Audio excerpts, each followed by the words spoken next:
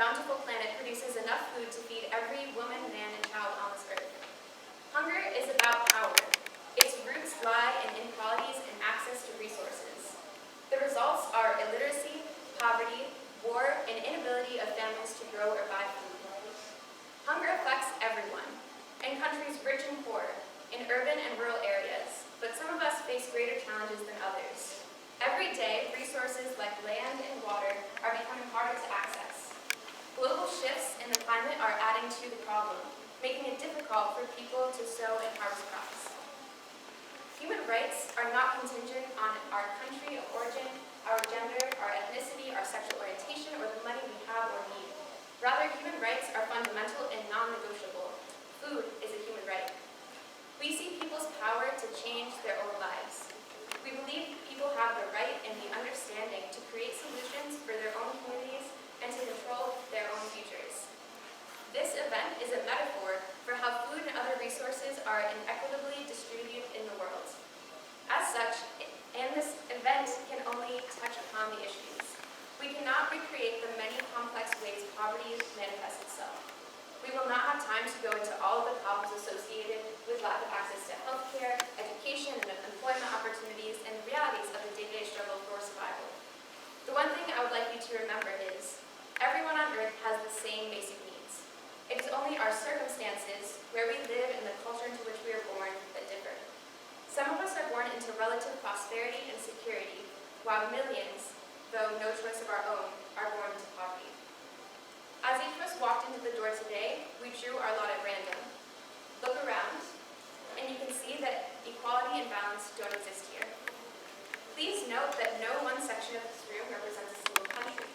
While the U.S. is one of the wealthiest countries on earth, 46.7 million Americans live in poverty. More than 20% of children in the U.S., or every 1 in 5 American children, lives below the poverty line. Stark inequalities prevail everywhere.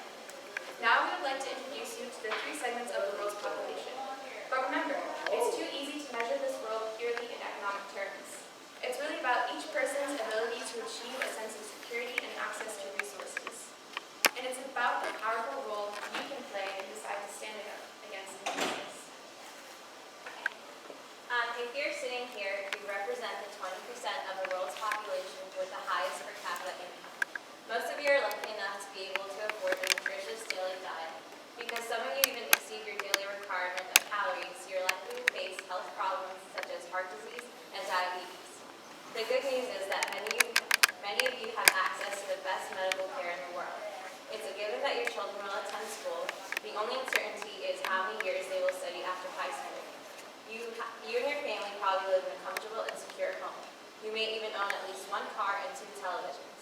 When you take your annual vacation, you don't worry about your job disappearing in your absence. You have access to virtually everything you need and the security to enjoy it. If you're sitting here, you represent roughly 30% of the world's population. The levels of access and security you enjoy vary greatly. For many, it would take losing only 1 harvest to drought, or a serious illness to throw you into poverty. You probably own no land and may work as a day laborer, but it's better than nothing. Your small income allows for some use of electricity and a few years of schooling for your children, especially if they are boys. Alternatively, you may have left your family to go work in the city. You hope that the money you earn from your less than minimum wage job as a domestic help or a sweatshop worker will eventually allow you to go back home and have a better life for your family. If you're sitting on the floor, you represent the majority of the world's population, just over 50%. Every day is a struggle to meet your family's basic needs. Finding food, water, and shelter can consume your entire day. For many of you women, it would not be uncommon to have to walk 5 to 10 miles every day to get water, spend several more hours working in the fields, and of course, take care of the children. And when food is scarce, you often eat less so that other family members will have enough. Many of you, both women and men, are frequently hungry. It is quite likely that you don't get the minimum number of calories your hardworking life requires. Some of you are homeless or living in structures so flimsy that a hard rain or strong wind could cause a major catastrophe. Even though education is the single most powerful weapon against poverty, school is a luxury few of your children will ever experience. Most girls don't even bother to dream about school. Adequate health care is out of the question. For most of you, early death is all too familiar, with many mothers expecting to lose 1 or 2 children before they turn 5. Now, take a moment to look around you. 80% of you are not seated at the table. 80% of you do not share in the bounty of our planet.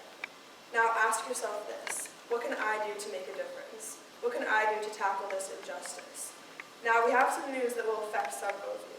As we've said, no one can choose the circumstances into which they are born. Some people have the good fortune to change their lives for the better, but for most, the circumstances of life are determined by factors outside of our control. All right, now can I please have 2 volunteers for the middle income group stand?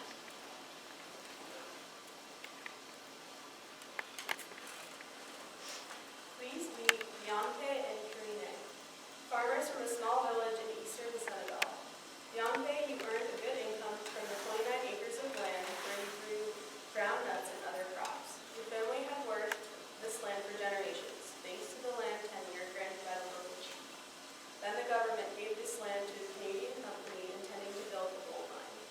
Because you, like many rural Africans, did not have a land title, you received no compensation.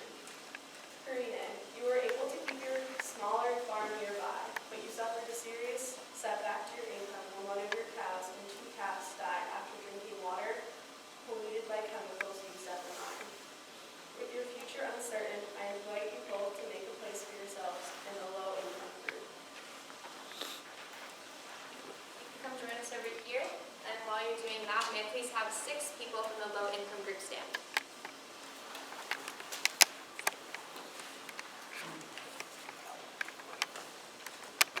Meet Maritza and Alani and 4 other workers at the clothing factory in the Dominican Republic. For many years, all of you earned very low wages, just pennies an hour. Your bosses were abusive, and sometimes they locked you in the factory until late at night. Even with these long hours, Maritza, you sometimes could not afford food for your 2 children. All of that changed when a new company bought your factory. This company made clothing too, but the owners were committed to paying a living wage and respecting workers' rights. Maritza, as president of the workers' union, you can now make sure that your fellow employees are treated fairly. And with the wages you earn, you now have been able to feed your family. You sent your daughter to university and your son to high school, fulfilling a long-time dream to educate your children. Today, the factory is doing a good business selling to customers in the U.S. who don't mind paying a little more for clothes that they know are ethically made. But it's still the exception rather than the rule. Among factories in your area, you lucky few can now move to the middle income group. So you 6 people over here and join us in the middle income group.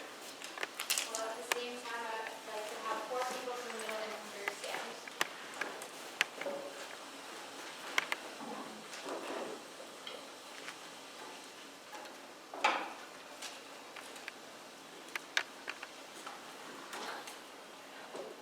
Let me introduce Suryako, his wife, and his 2 teenage sons. Suryako, you planted corn and beans as usual this year, carefully tending your field high on the slopes of a mountain in Guatemala. But when the rainy season came and went, very little rain fell, and you started to worry. You did everything you could short of making it rain, even fertilizing your field twice. But the harvest still failed. Most years you can grow about 2,200 pounds of corn. This year you got about a tenth of that. Because your harvest is so much smaller this year, and because you spent so much money trying to fertilize your field, selling your crops won't be enough to provide for your family. In order to earn money to buy the food you need to survive, your family will have to migrate temporarily to work as pickers on a coffee plantation. As you prepare to leave your home, the 4 of you can now take your places in the low-income group.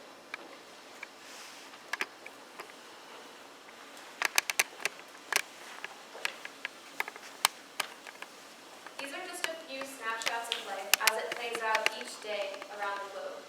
As you're eating, I'd like you to discuss with your groups what this feels like, what it feels like to be sitting at the table, what it feels like to be sitting on the floor, and at the table that's less fancy. We're going to invite you to eat eat now once the food comes in. So the high-income table, you will be served a nutritious meal with waitresses who will come around to you and ask what you would like. Middle-income group, you'll be able to serve yourselves at this buffet once it comes out, and that will be rice and beans.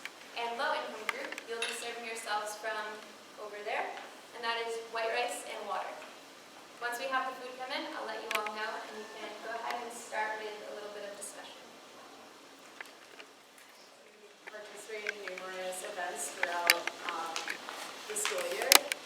We have Earth Week coming up, which we'll be having a ton of events for that, so keep an eye out for the calendar. We're really excited this year. We have a new sustainability manager, or I don't know, is it Mick? Sustainability director. A director, okay. Michael, who's awesome. If anyone has a chance, they should go into his office. He's super friendly, would love to meet everyone. And he has a ton of energy, really excited about what he's bringing to campus. And so we wanted to partner with the organization to kind of show support, but also to bring about like food waste. It's not even just about who has what, it's also about how much food is wasted in our society, how much we overproduce, say, in America, yet we don't use so much of it. Right, just like the idea of how much food you actually have to waste at each table. If you think about, if you can serve yourself, get seconds, do you really eat all of those, or do they end up going to waste? Versus low income, you don't really have that leniency to waste food, versus all the way to high income. You have juice, you have more things that you can pick and choose from. So does that opportunity for variety encourage within the society we live in to waste? Not actually taking what you need versus taking everything because you have the availability to. I mean, you'll see it a ton in Saga if you just look around. I try to watch myself and like be careful of how much I take, but I'm definitely guilty of it at times. You just watch what type of plates people are putting on the conveyor belt. There's so much food wasted all the time. We have these buffets to choose from and endless amounts of food. And yeah, it gets composted at the end of the day, but think about how much of that food is gone to people who actually need it. So we just wanted to share our thoughts and how this can be connected to the process of what a hunger banquet is really for, just adding a perspective and giving you a position where we don't necessarily always live within. So. Does anyone have any questions about the eco-reps or in general? Where's the Michael's office? Second floor, Scanling and Student Activities is its own little office. Back office on the right. Yeah. So I'm assuming Saga does have a lot of food that they have left over, and where are they getting that food? They compost it. So we have a really good facility that recently has changed to natural upcycling, and so they're able to accept, I mean, like any compost can accept like obviously waste, but some can't accept bones and stuff, but ours accepts bones, it accepts all different types of, accepts paper, cardboard, wax paper. If anyone wants a list, I have the list, I can send it out. But yeah, so it's most of the time always compost this. There's some leniency with like pre-consumer food, so food that doesn't actually go out, even if it's untouched. So that has more leniency in terms of like donating it, but unfortunately it ends up in compost. Yeah. When I first came here, surprisingly, I didn't really know that much about compost or what really compost was, which kind of blows my mind that I didn't know that. But I found out that HWS is actually like way ahead so many other schools, that so many schools don't compost their leftover food, it all just goes to the trash.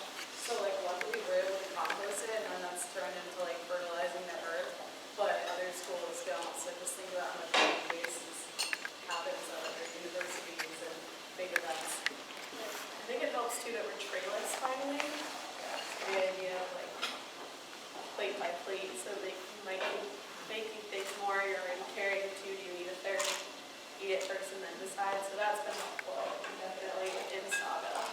It's also helped with waterways. I know we're talking about food, but a big reason they got rid of the trays is so that they didn't have to wash every tray at a time, even if it like nothing was kind of like on it. They had to wash it anyway, so it's helped keep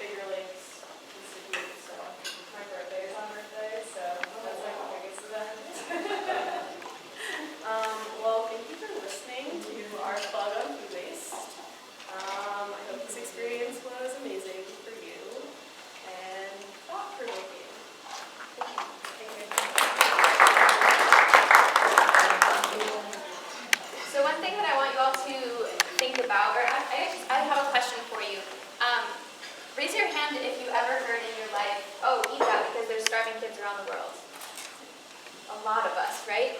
So that's something that we're kind of trained to think. But the fact is, if we don't eat this rice, is it going to go to someone that's hungry? Probably not, right? So we need to think about what that means in terms of consumption within society. So it's not necessarily about like what you're eating like right here, right now, and if you throw that away.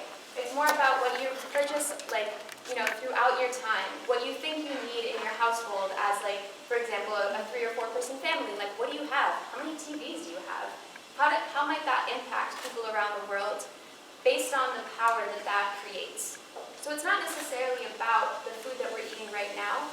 It's more about the power structures and the inequalities that are ingrained within our entire society. So we just want to be thinking about not necessarily, you know, that what we're eating is a problem because it's not giving food to people who need it. That's not what we're trying to say. We're trying to just get you thinking about the inequalities that are in our society and how we might be able to change that. So now I want to open it up to more of a big conversation about this event and what it might mean like in larger societies. So does anyone have any initial thoughts or reactions to what's going on here? You can just raise your hand, you don't have to stand up or anything. When you talk about food, it's not that there's a new society. And I grew up in New York City, you see it hand in hand. You see where you have homeless people on the street right now, but you choose to, if you want to, you put on your horse lines and just go to work and sit in them.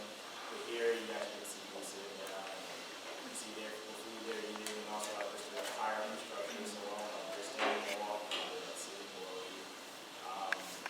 But it's, you know, in our society, it's not as like, you know, white and black that we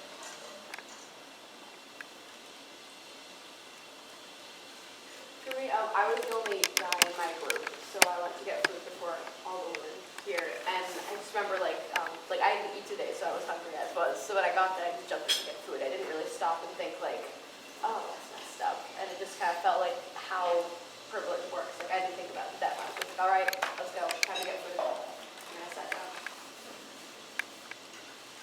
Yeah, so I wrote a paper on hunger last year in my political science class, and among all the other problems hunger creates, gender inequality is one of them that it reinforces because obviously paid labor, so Eva was the one bringing money home for our family, that's much more valuable to that family and that society over the domestic non-stop labor the woman's doing at home. So she's going to eat first and she's going to eat more, and that just reinforces the gender inequality and management that comes with hunger. One more thing, I just wanted to bounce off that. But so Constantine, when he sat down with his water, he said, I don't think we would have gotten ice, like if we were actually in this situation. And I answered that I don't even think we would get water. So I volunteered in Guatemala this past summer at this School for Hope, School of Hope, where it's this really, really great school that provides aid for really, really, really low-income kids of that region. And they would serve them like 2 or 3 meals a day. They would shower them. They would do absolutely everything.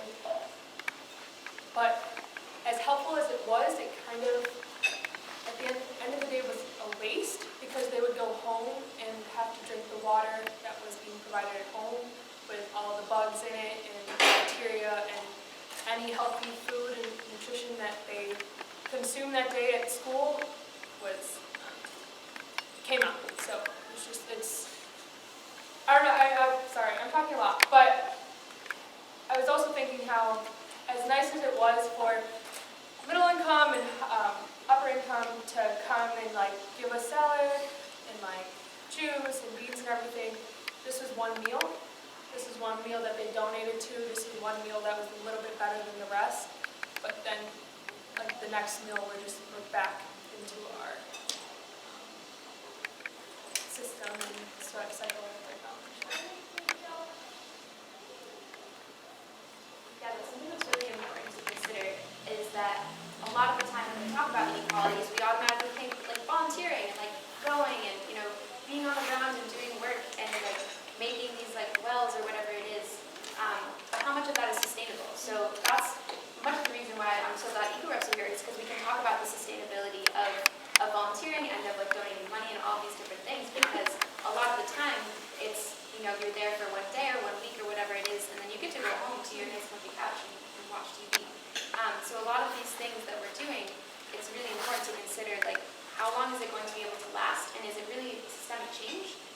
something that's going on with the policy that we can change or something like that? Or is it just, you know, a couple kids coming in and doing what they can? Not to say that volunteering is not important. I don't want to say that at all. Because it is in some ways, but you just need to make sure that you're always thinking about your positionality and what that means to who you're volunteering with. So I think it's also really important to consider who we all are in this room. We all come from very different places, different backgrounds, different socioeconomic factors are impacting our lives, but we're all lucky enough to be here getting some type of education.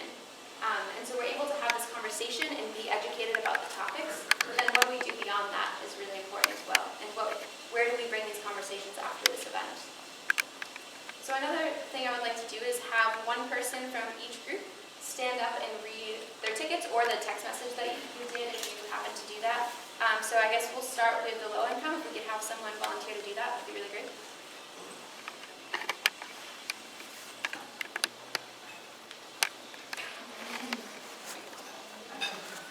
I'm from the Dominican Republic. I'm a sugar farmer working on a small plantation.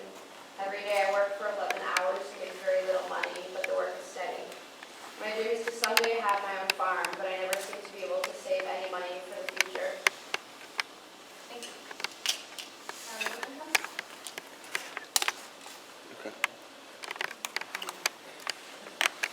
You are a leader of a women's group of growers in the San Martin region of Peru. You are all indigenous Quechua women and make a living by cultivating shared gardens using native crops. Although food prices have risen and sometimes your family can barely afford bread, you now have the option of eating beans, yuca, and plantains from the gardens. And Michael?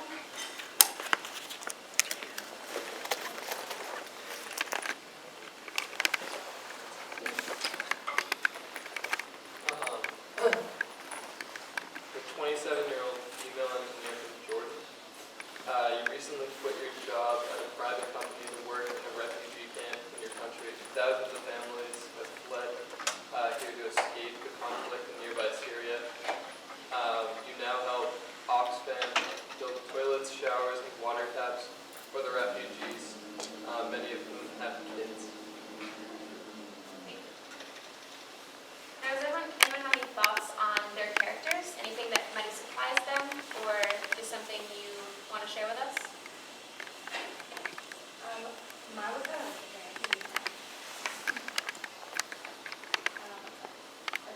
I'm from Russia. I'm a mother and a wife. I own and operate a small business where I sell colored tea kettles and other household things.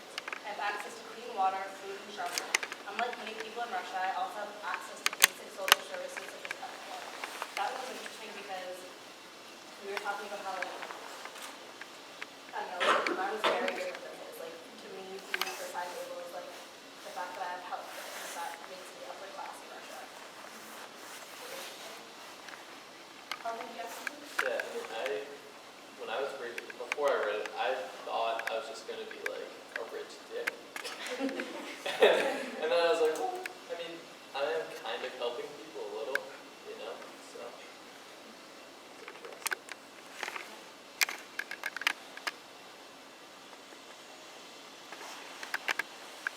I think we make a lot of assumptions about, even within this group. Yeah, like you see that table over there and you're like, oh, those are all the people who work on Wall Street. You know, like those are the people who don't care about anyone. They're probably male and white and of some way have grown up in a background where they've had money their whole lives. That might not be the case. With the same as low income, it could be someone who actually maybe started at a higher place and for some reason lost a bunch and now are there. Or maybe they've just grown up within this cycle of poverty. We never really know what's going on, not only within these tickets, which somehow represent real life, but also actually in real life. And when you see someone that's homeless in New York City, for example, like what are your assumptions that you make about them automatically? And how does that impact what they do and then perhaps what you do later in the day as well? Do you stop and give them money or do you just keep going? And what does that say about what you've learned? These are just some of my own thoughts. And finally, I would love if you could all turn to the person next to you, just kind of do more of a one-on-one conversation about what you can do after this. Not necessarily like tomorrow, like go and start some type of GoFundMe or, you know, but like what types of conversations can you have and what can be done perhaps within the government? Not that I have a ton of hope with that right now, but just thinking about like policy and different things that can happen that can impact these issues and how they manifest in gender inequality and healthcare and all these different things. So go ahead and turn to someone next to you and talk about that for just a few minutes. So I think it's all back together. Thank you. Would anyone like to share what they talked about? You don't have to. If you have something that you think is important to share with the rest of the group. We were just talking through like how can we like civilians do this, outside of a position of power. And I think like in the end where we headed towards was a lot of this consumer choice and supporting organizations that don't, give unlimited wages to poor workers who are affected by, the issues that CEOs cause. I mean, millennials are doing it already. We already run out Applebee's, and but also with things like the health, the beauty industry, with things like shampoo and things like millennials are finding out how to make shampoo at home and natural shampoo, things like that. So consumer choice is huge, and we can volunteer a lot. Like I was telling this to Dan, we can volunteer 20 hours a day, but if we're going and we're buying from these companies that are not giving livable wages or we're over-consuming, that's just upholding all the structures that we're volunteering against. So.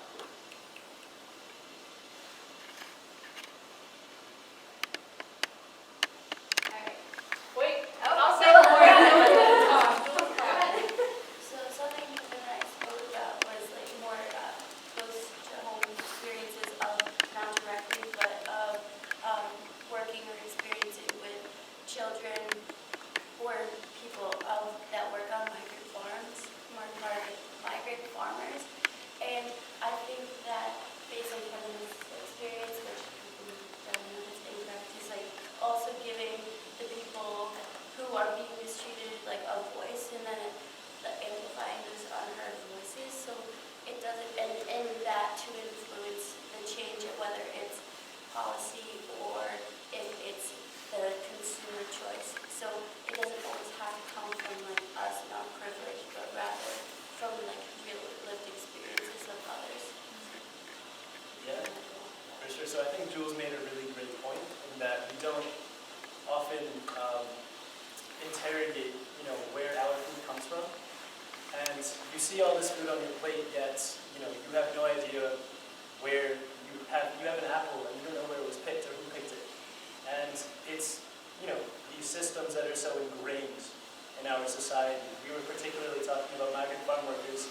I had the opportunity last year to work for an organization that was uplifting the voices of children of migrant farm workers. And that experience for me really made me realize the oppression that farm workers deal with, particularly in this New York region. It's close to home. It's literally in our backyards. And to think, that when I pick up an apple, I don't really second guess myself or question it. And I think that's what the majority of humans do. That's what the majority of people do. Yet it's so accepted that migrant farm workers can get paid so little for doing such incredibly physical labor. So it's tough. I think that's something that, after having experienced the internship that I did last year, I sit with that a little bit, and I'd like to kind of just, toss that out there and have you guys, if you've experienced something that isn't comfortable today, or that you haven't experienced before, to just sit with that for a little bit and to think about it.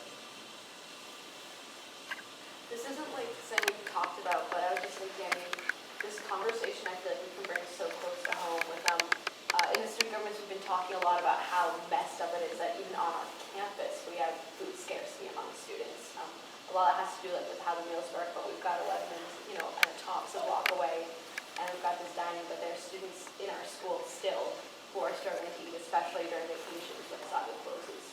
We need to figure out how to fix that within our own arena and then expand that outward.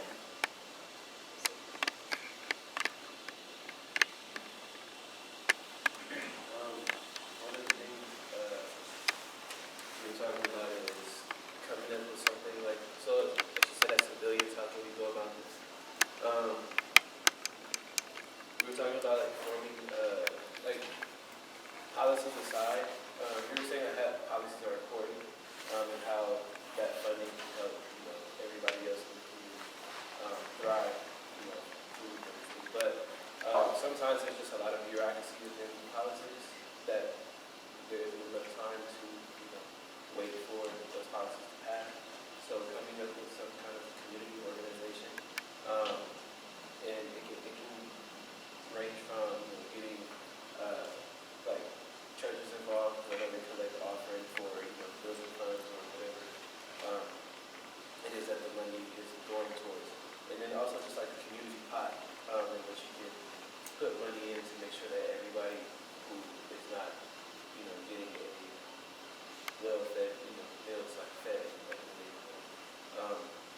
also,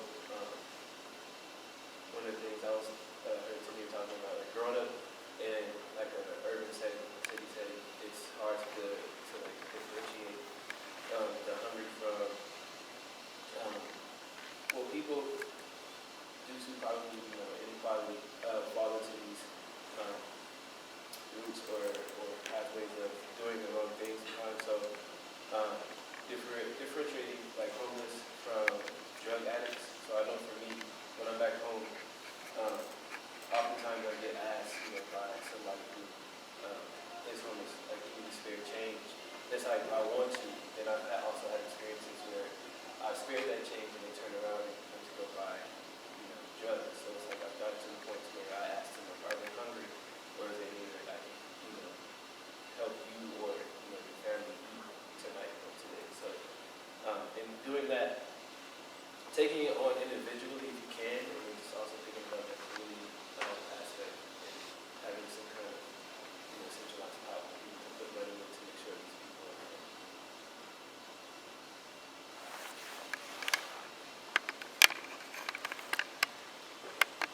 All right, everyone, I want to thank you so much for coming here today.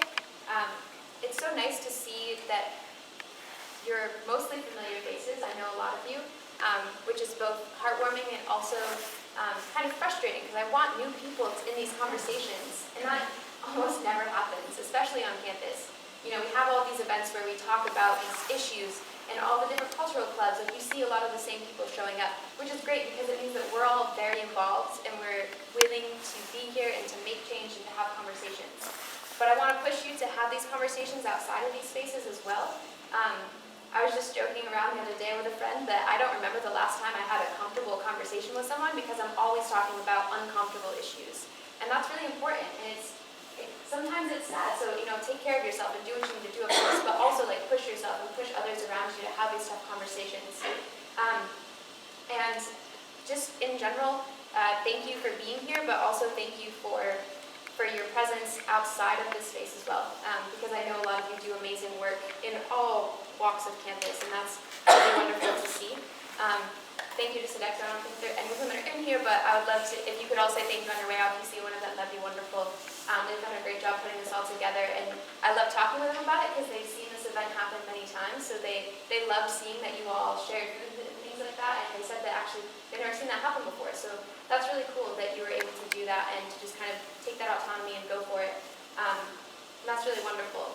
So thank you for coming here today, and thank you to the board members of HWS Girl Up. Your support is incredible. And for the EcoRefs as well. We really appreciate that. So before we leave, I'm going to ask you to do a survey. It's really short, I promise. It's just pull out your phones, and I'll give you the link that you're going to go to. And it's just one question, and we just want you to give as much or as little feedback as you want. So if you just open a web browser, Google Chrome, or whatever you use, and type in srs.campuslabs.com. So that's srs.campuslabs.com.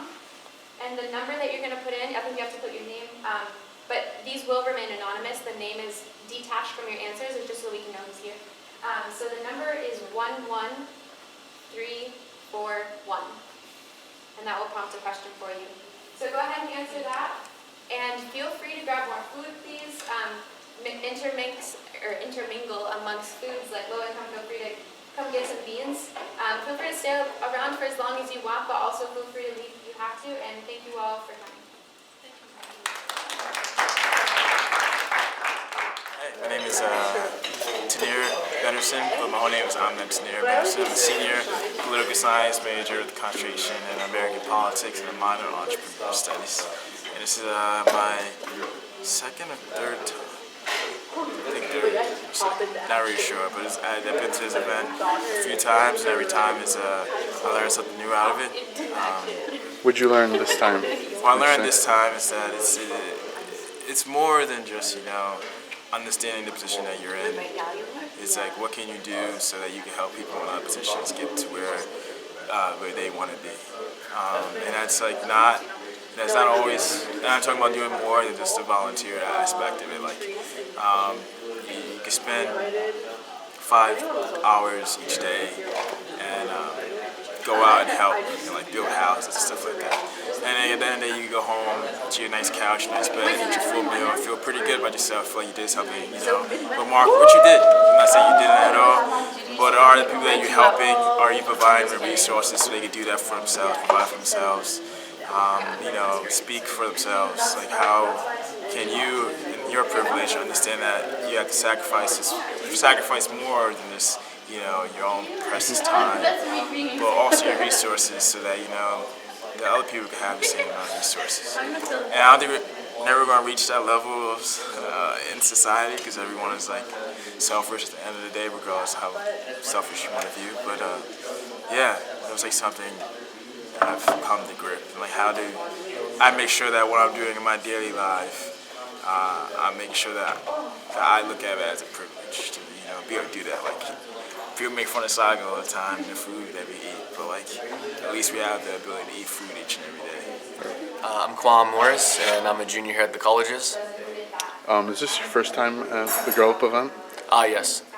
Yeah, good, good. What did you learn from this event? I learned from this event that just having basic necessities such as like healthcare, the option to choose different foods such as juice, water, soda, and the ability to waste food shows that you're more privileged and have more access than you think. A lot of times I used to think that I'm poor in comparison to other Americans, but I realized that I do have luxurious things such as TVs, my mom does have a car, things like that. So I notice I am really privileged and I have much more than other people in the world. So I think that was a big thing that resonated with me. I'm a sophomore here at the colleges. Is this your first time at Grow Up? This is not my first time at Girl Up. I actually attended the Hunger Banquet last year. It was the first year. Good, good. What did you learn at this Hunger Banquet? So hunger is actually something I think about a lot, do a lot of research on. I write reports on it when I get the chance to in political science. But so coming to this event, I didn't really think I was gonna learn anything. I was just coming to share my presence, I guess, and support my Girl Up friends. But through the conversations I was having with the group I was assigned to, I came to the realization that volunteering, as great as it is, it's not enough. And we can volunteer 20 hours a week, 40 hours a week. We can go and do alternate spring breaks and spend summers in different countries and help communities out that need the help. But if we're still upholding these structures of inequality, whether that be capitalist structures or capitalist structures, then sexist structures and racist structures, our volunteering is just a Band-Aid on a broken bone, I guess.